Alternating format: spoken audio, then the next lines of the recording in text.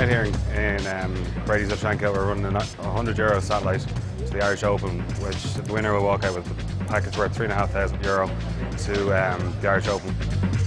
The satellite allows players to qualify for massive tournaments where they wouldn't be able to afford to buy in on their own. So a group of players come together and they put in their few bob, and the winner then will qualify for a bigger event.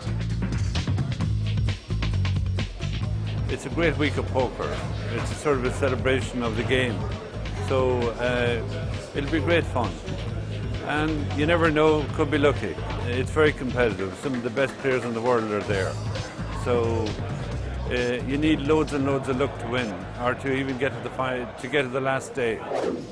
New feature table on tap, and in seat number 1, a Swede, 46-year-old Matt Sjöblom on 8,125 chips. In seat number 2, this is Catherine Hartree from Bridge North. She was the top lady finisher in the World Series of Poker a few years ago, 8,675 in chips. Seat number 3, a man who needs no introduction on the football pitch. He plays poker pretty well, Teddy Sheringham. Seat number 4, this is the Irishman Patrick Bonner on 12,475 in chips. Sitting next to him from County Offaly, Finbar Lochnan. Chip leader right now, 22,150 in chips. That accounts for the smile. From Lithuania, seat number 6, this is Vairu Otoho, or Toho as his friends call him. Economics student with just over 11,000 in chips. On his left, he's a former Irish Open champion, won it a long time ago, but he still has the title, Bill Mulrooney, 8,300. And rounding out this table, well-known player from Liverpool, the youngster Ben Blackmore on 11,950. Well, the third level's underway, a new feature table, Ross, and a great mix of sort of new faces, sporting heroes, poker players. Nice. What a combo we got, and a very colorful bunch as well. Looking forward to the action. Bill Mulroney, it means a lot. You know, I said to him, what was the year you won the Irish Open? He said, I don't remember, it was a long time ago, but you can see how proud he was. It means something. Oh, definitely. I'm sure he wasn't wearing sunglasses when he won it all those years back. And Teddy Sheringham. Now, this is a guy, the sporting heroes don't come any bigger, but he loves his poker. Oh, yeah, and he's just woken up on this level with Ace-Jack, which is going to go against Mulrooney's King-Queen now. 650. And all our Irish viewers are doing a double take when they see the name Bonner there, and when they hear his name's Patrick Bonner, they have to wonder. Unfortunately, this is not Packy Bonner, our goalkeeping hero. I believe Finbar Lochnan, who's made this re-raise, and it's I guess it's kind of what they call the squeeze play, and all in. And an all-in from Teddy Sheringham. I mean, it's the 92nd minute of the football match for Sheringham. Yeah, he's gone for a goal. Well, he's made a good raise here. He's ahead and a chance to double up. And for Lochnan, a chance to take out probably someone he grew up cheering on TV or cheering against. Just 10% of Lochnan's chips. King Queen, he could afford it. And he gets to tell his friends he knocked Teddy Sheringham out of the Irish Open. But not yet, he hasn't. We're sort of at anything but stage for Teddy Sheringham. Anything but the king or queen, and he doubles up. I think he'd take 2 spades at this stage. And there will be no split pot now. Just 6 cards for elimination for Sheringham. All the rest keep him in and healthy. Doubles up in the first hand. He's got to be happy. He's a guy, Teddy Sheringham. You know, I've seen him play on TV before. He's, I think, the lowest standing heart rate in history for poker players when they track that sort of thing. He's such a cool customer. Well, Sheringham's doubled up, and, you know, obvious difference. I mean, the 2,000, sticking 2,000 is so much different than sticking 20,000 in. But I think an indication, Ross, that these guys have been playing with each other for long enough that they have a good idea what kind of hands they're about, if you know what I mean. Yeah, they've obviously had a few cat fights in the first couple of levels, and Teddy's bounced back there. Pass. Pass. Finn Barlock, he's got the chip lead, and it looks like not by accident. Very aggressive Call for already. 150. Call. Option. Check. And this is Packy Bonner, you say, in on the button? We have to call him Patrick. The people at home will get upset if we call him Packy Bonner. Okay. Okay. Well, Patrick's flop top pair. Check. But Tuto Huho has got 2 pair, and this could get expensive for Patrick. 325. Suit 6. Right two. Call for 325. So Pass. Pazzi Hajimis, or as his friends call him, Paz. Paz, with the 2 pairs bet out here. And How does that diamond make him feel? I think he's probably going to bet. This is where you bet and you're not sure if you want to get called or not, isn't it?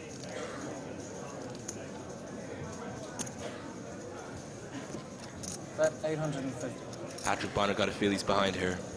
Yeah, just a question of, Call. you know, we know the diamond's going to be good. Does he know? This pot's getting big already, isn't it?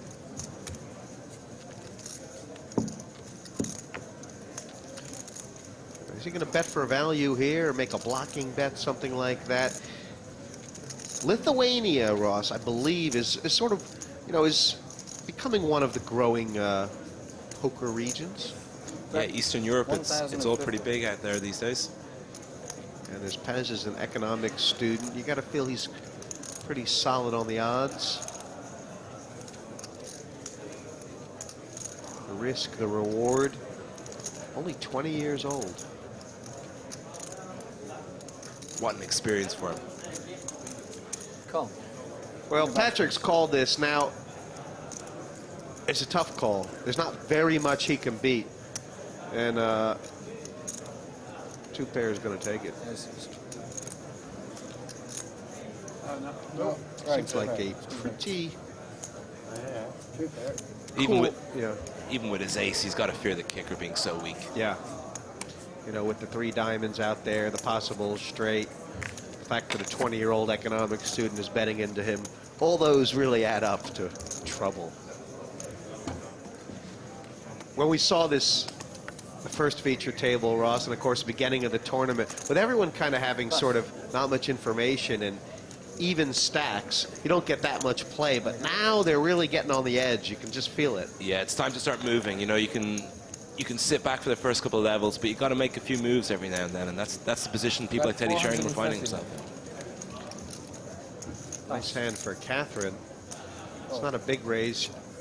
She's considered one of the top female players in the UK. I believe it was 2006 when she was the top British female finisher in the main event. She was in the top 50 or so.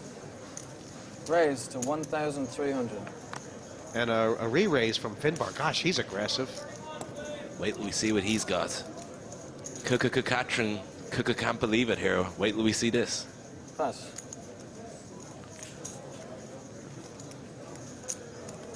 And what the re-raise was 1,300. And Catherine, with the 2 kings, may feel like she should just push in.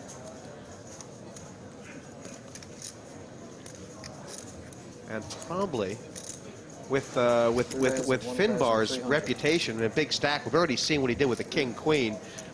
You're never getting away from kings right now. Unfortunately not for Catherine. Oh my God! Yeah, he's got the aces. This is a cooler. She could be out of this tournament. This is it. Raise all in. He's not going to wait around. Second hand, you are never getting away from kings against aces, and Finbar, something like 4 out of 5 times right now, Ross, he is going to take Catherine out and have a massive stack. Look at this pot. Where is the king? Finbar says, I hope it's at the bottom of the deck. Nobody said they passed the king yet. It's a good sign. Boy, we've had some action hands. Wow, this table knows how to play cards. They know what's good for TV. I see where they picked them.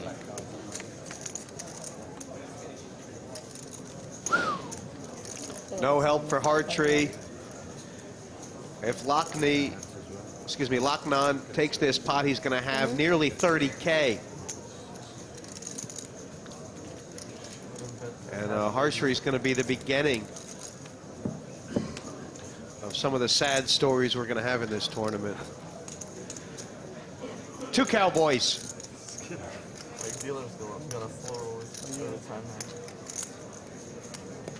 Glint in her eyes. She can't believe her bad luck. Not there. Not there. Queens full of kings, and for Catherine Hartree, Best of luck, everyone. not her tournament, not her night. And how polite. She wishes her players best of luck. She's going to be left to cheer on her partner, Mad Marty Wilson, who's in this tournament as well. But for Finbar, Lochnan, he is starting to look like a man who's got it all put together. Playing-wise, we haven't been so active, so it was nice to be able to come away for the weekends, get a few games in. Probably won't get to play other than the ladies here before the World Series, so it was nice to have this. Well, 708 players, I believe, Ross, although we've already lost a few. We know officially now that this is a record for the Irish Open. Indeed, I believe it is. Last time it was in the Burlington Hotel in 2007. I do believe we had 706 players in it that year, so just beat it. And maybe even more of an achievement this year when you consider, you know, the economy's been tough, the poker scene's been a little tough, but this is what people save up for. Obviously, so many people have qualified for $100 or less in this tournament. Yeah, I mean, there's guys there who I'm sure have qualified for less than $1 who feel this is just about as good a poker experience as you can get in Europe.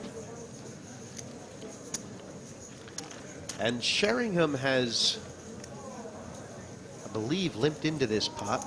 Ben Blackmore betting with bottom pair out of the big blind. He's not going to lose Teddy.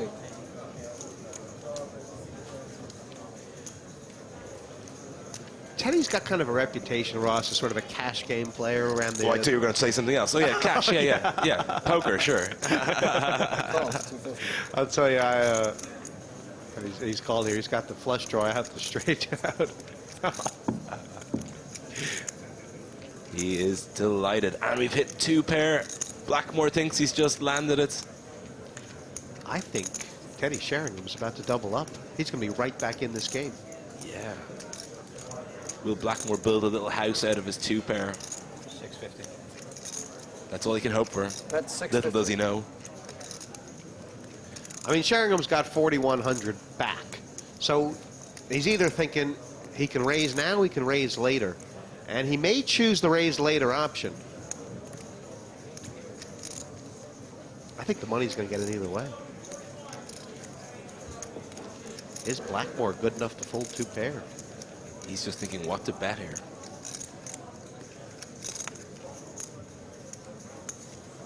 It's a good poker face. Raise all in. He's all in. Well, he may have made the only bet that could lose his customer, Ross. I don't think he will. Two pairs a pretty strong hand right now. He's got to be looking at those three spades and looking at them again and again and thinking of how did Terry play this hand earlier on. In Ben's mind, is Teddy capable of bluffing here? Is he capable of doing this with like an ace of spades and something else? Maybe only? He doesn't have a lot of chips. I mean, it's the kind of thing you do. Yeah.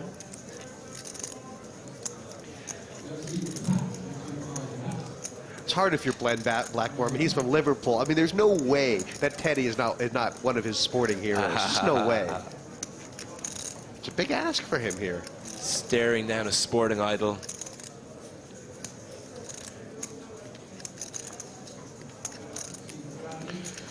He's really in the stew pot here. It's almost like he wants to fold, but how can he fold?